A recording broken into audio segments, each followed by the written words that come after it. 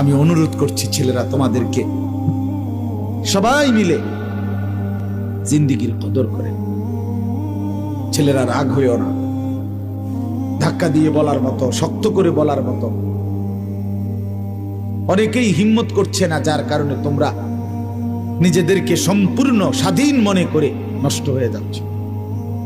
আহারে বন্ধু, এটা সুখ না।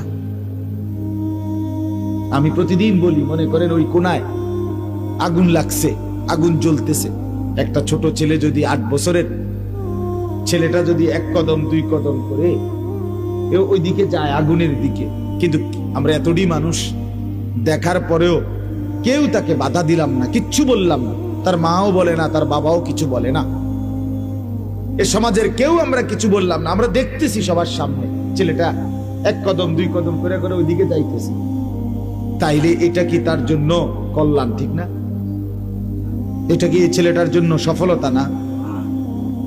তাহলে চোখের সামনে আমরা দেখতেছি ছেলেটা 1 কদম 2 কদম করে আগুনের দিকেই ঝাঁপ দিচ্ছে, আগুনেই পড়ে যাবে।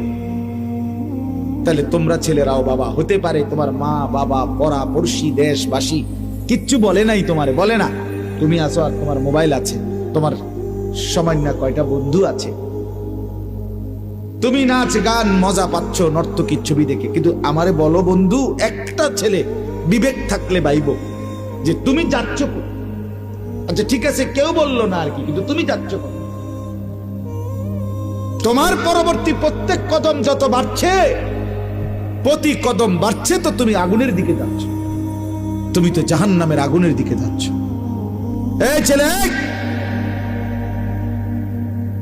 তোমারে বলছি সাদা চাদর পিছনে চাইও না, তোমারই বলছি বেটকাইও না, অপদার্থ।